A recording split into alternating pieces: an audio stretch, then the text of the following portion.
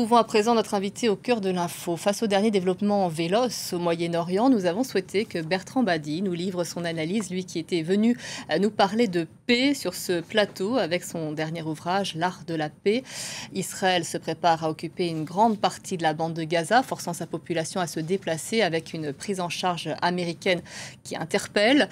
Le rapport de force est par ailleurs intensifié avec le Yémen après un tir de missile près de l'aéroport Ben Gourion à Tel Aviv. Et puis il y a cette nouvelle campagne en Syrie pour protéger la communauté druze.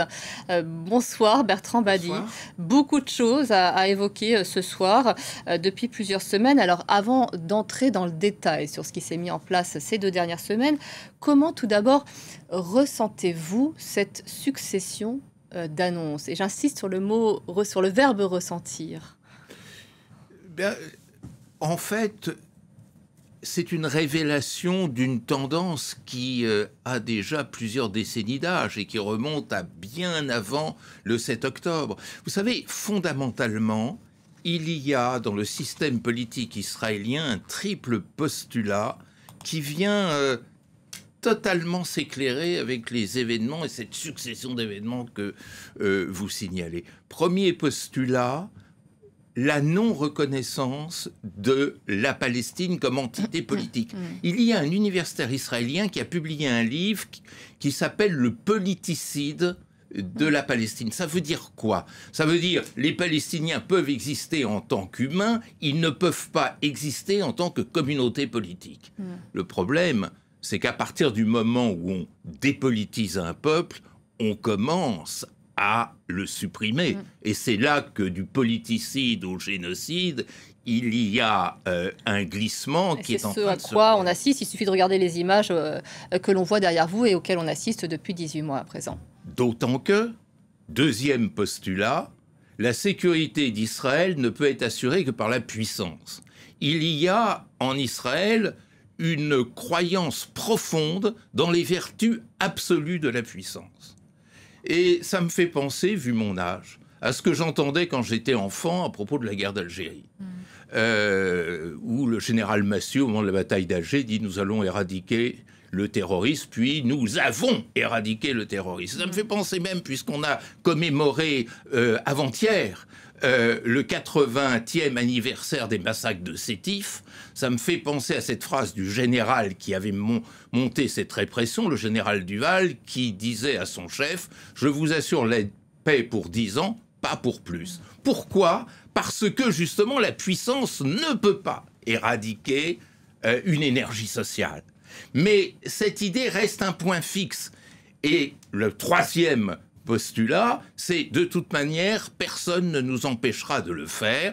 L'arrivée de Trump à la Maison-Blanche confirmant la chose. Alors si vous mettez ces 3 éléments bout à bout, vous voyez que nous sommes en train de passer maintenant à la phase ultime. C'est-à-dire l'éradication par action ponctuelle n'a pas fonctionné. Il y a un aveu d'échec dans ce qui est en train de se passer, dans l'opération Chariot de Gédéon dont on reparlera tout à l'heure. Et donc, il y a de plus en plus la conscience stratégique que pour véritablement l'emporter, il convient d'occuper durablement Gaza, de l'aménager, c'est-à-dire de déplacer sa population hors des lieux sensibles. Pour faire un tri, pour effectuer un tri, c'est ce que dit en tout cas Israël, entre terroristes et civils, ce qui semble difficile dans l'application. Impossible. Difficile est un euphémisme. Impossible, par définition, puisque le propre des organisations terroristes, c'est comme disait Mao Tse-tung, ils sont comme un poisson dans l'eau au sein de leur population. Et Anthony Blinken, l'ancien secrétaire d'État, de dire finalement, il y a plus de soutien au Hamas aujourd'hui qu'avant le 7 octobre. Et surtout, dernière étape qui m'inquiète le plus, c'est la stratégie de l'étranglement. C'est-à-dire non seulement on occupe, non seulement on déplace, mais on asphyxie. Pourquoi on asphyxie?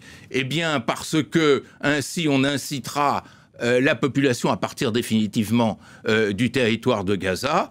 Et puis surtout, on réduira cette énergie sociale dont je parlais tout à l'heure. Vous savez, la guerre autrefois, c'était armée contre armée, puissance contre puissance. Ce genre de guerre, c'est armée contre énergie sociale. Et quand une énergie sociale ne peut pas être vaincue par le canon, on l'étrangle.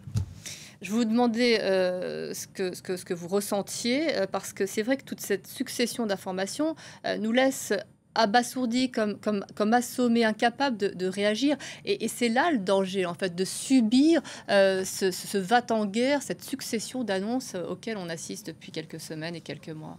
Alors, oui, mais si vous permettez, vous avez tout à fait raison, mais cela concerne davantage les chancelleries, les diplomaties, et pas seulement la diplomatie occidentale, la diplomatie russe, par exemple, que les opinions publiques. Il y a eu un sondage de l'Institut Bertelsmann, par exemple, qui montre qu'en Allemagne, qui est un pays qui, pour des raisons évidentes, a toujours fait preuve de soutien de l'État d'Israël, vous savez à combien est arrivé le soutien de l'État d'Israël aujourd'hui en Allemagne? 36% de la population. La Palestine, les mouvements palestiniens ont gagné la bataille de l'opinion publique. Mais en revanche, ce qui est assez extraordinaire, ce que vous dites s'applique parfaitement à la plupart des diplomaties mondiales, occidentales ou autres, qui sont comme plombées dans une diplomatie de l'indifférence qui relève en partie de l'insensibilité, mais en partie de la stratégie. Mais comment cela est-ce possible, effectivement? Parce que quand on voit qu'une population qui est privée de sa sécurité, de l'eau, d'alimentation, de soins, de ses écoles, de son éducation, donc insensibilité, on a du mal à l'entendre. Alors, ça s'explique de manière complexe. D'abord, il y a ce que je dirais le sentiment et la volonté stratégique de retrait, parce que on dirait vulgairement, on n'a rien à gagner dans cette bagarre, autant se tenir en dehors des affrontements. Deuxième élément, et ça c'est quelque chose qui correspond à une propagande israélienne qui a fonctionné, Israël est perçu dans bien des pays, notamment dans les pays occidentaux, comme étant l'aile avancée de, entre guillemets, la civilisation occidentale au sein d'un Proche-Orient qui fait peur à une partie de l'opinion publique, mais celle-ci est en régression, qui fait peur à beaucoup de classes politiques qui voient dans le Proche-Orient un nid, un noyau de terrorisme, djihadiste, tout ce que vous voulez, et Israël comme étant l'ultime barrage. Et ça, c'est une idée qui est extrêmement forte.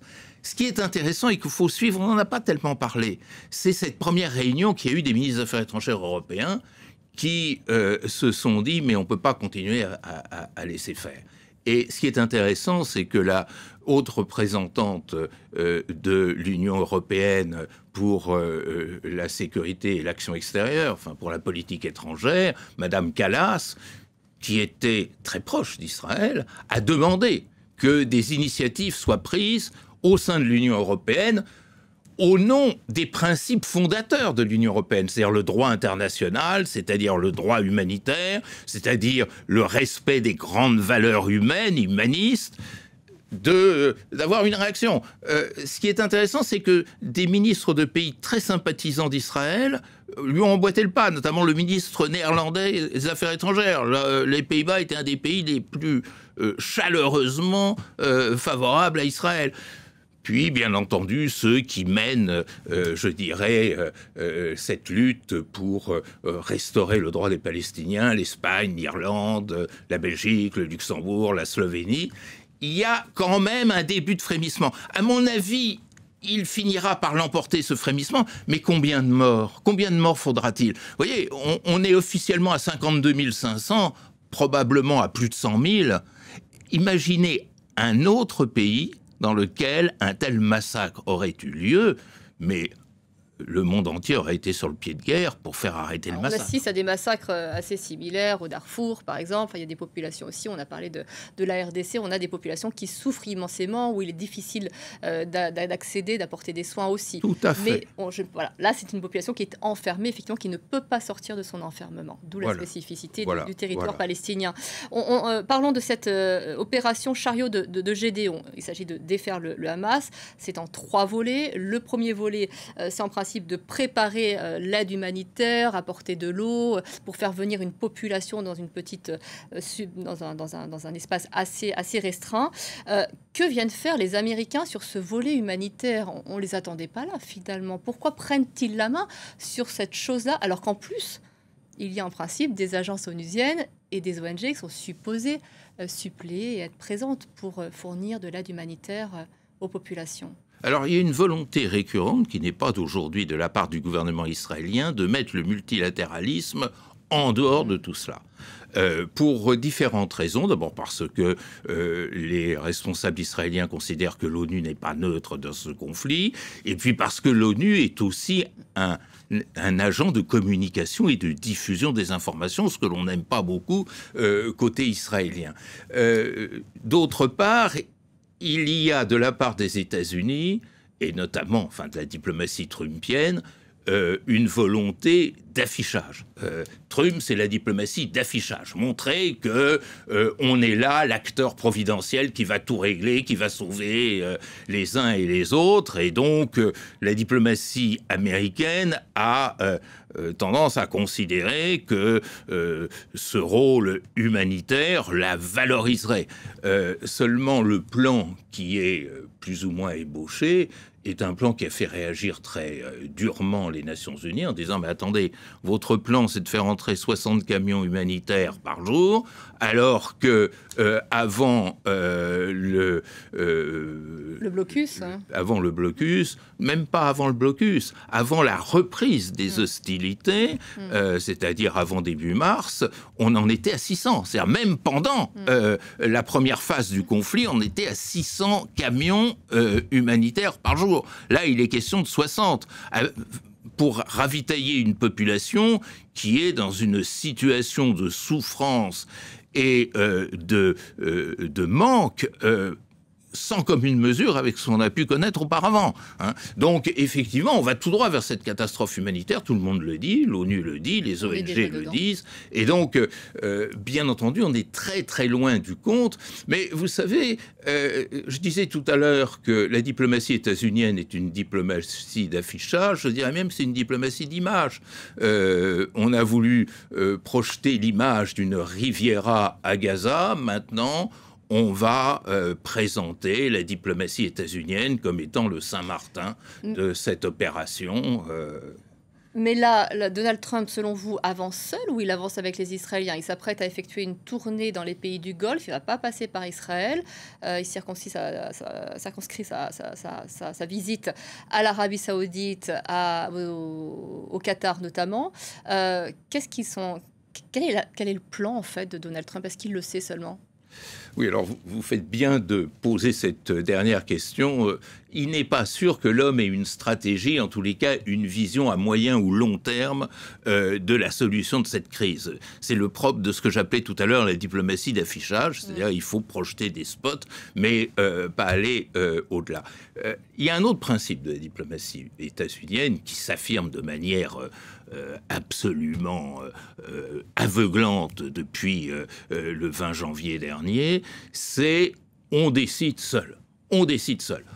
Personne ne conteste la proximité entre Netanyahou et Trump, mais il y a plus important que cette proximité, c'est de montrer que la décision, elle vient du bureau ovale, elle vient non pas même des États-Unis, mais du président des États-Unis. Et ça, c'est quelque chose de très important. Il y a d'ailleurs sa porte-parole qui a déclaré « Le monde va beaucoup mieux depuis que Donald Trump s'en occupe. Le monde est plus en paix depuis que Donald Trump est aux commandes. » Et lui-même, Trump, de dire que les 100 premiers jours ont été les plus fantastiques de l'histoire américaine. Bon, effectivement, quelquefois, il y a des moments de récréation de sa propre dans notre communication. métier. Mais en tous les cas, il y a un élément très important, c'est d'une part, cette volonté de décider seul et de montrer que l'on n'est pas le bras séculier de Netanyahou, mais il y a aussi cette idée de récupérer les différents États qui sont un peu pivots dans cette affaire de la péninsule arabique, c'est-à-dire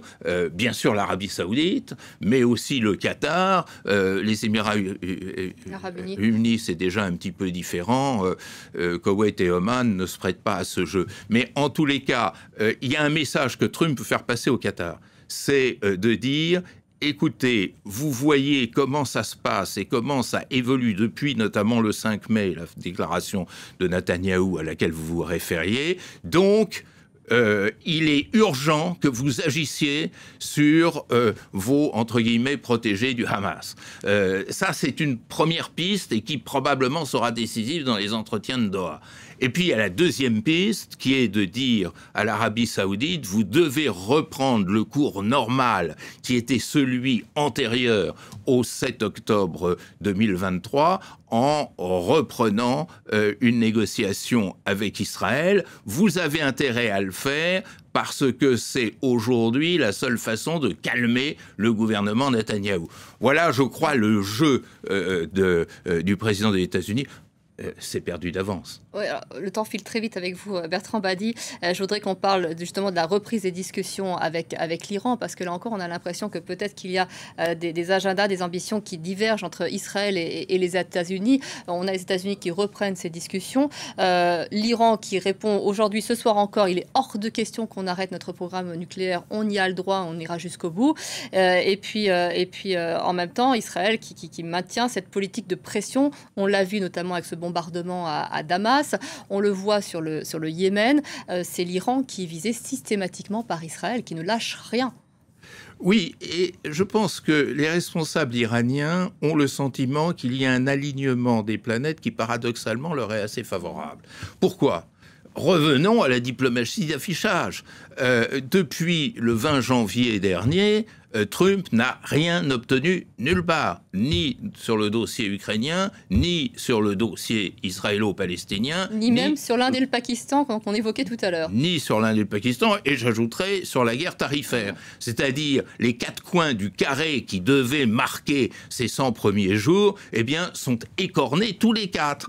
Et cet homme a un besoin absolu, vital, d'afficher quelque chose. On le disait déjà tout à l'heure, mais l'Iran, c'est-à-dire passer un accord sur le nucléaire iranien, ce serait une formidable victoire diplomatique, en tous les cas présentée comme telle par le locataire de la Maison-Blanche. Pourquoi ? Parce qu'il dira, voyez, grâce à moi, d'une part, le risque de guerre avec l'Iran est écarté, et deuxièmement, j'ai pu, moi et moi seul, empêcher l'Iran d'accéder à l'arme nucléaire. Mais comment cet accord pourrait-il être plus sûr que celui qui a été signé en 2015 ?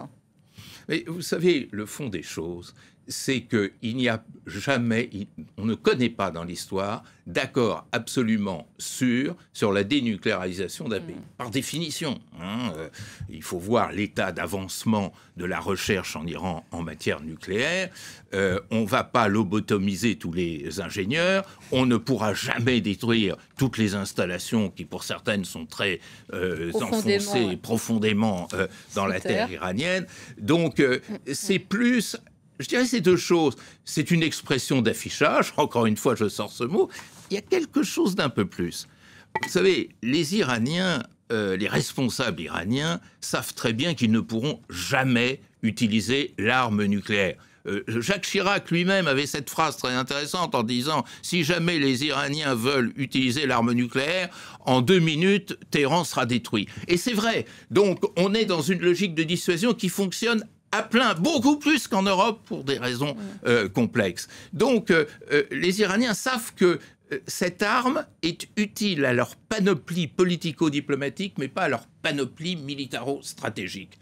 Et donc, s'ils passent un accord avantageux, qui notamment lève les sanctions, qui sont en train de les asphyxier de manière dramatique, eh bien, à ce moment-là, je pense qu'ils considéreront qu'ils ont une victoire et que ce ne sera pas nécessaire pour eux de continuer à rechercher un mode de passage de l'énergie nucléaire civile à l'énergie militaire. Je vous remercie beaucoup, Bertrand Badi. Il y avait encore tant à dire avec vous, notamment la notion du mot paix, qui a cette définition qui a beaucoup bougé depuis l'arrivée au pouvoir de Donald Trump. Je renvoie à votre livre, L'art de la paix. Merci, Bertrand Badi.